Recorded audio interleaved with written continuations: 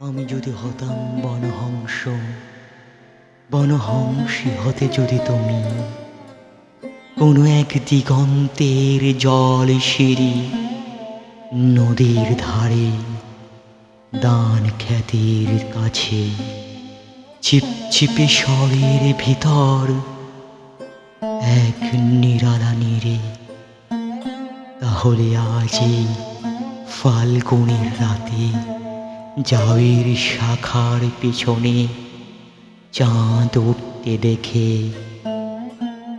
আমরা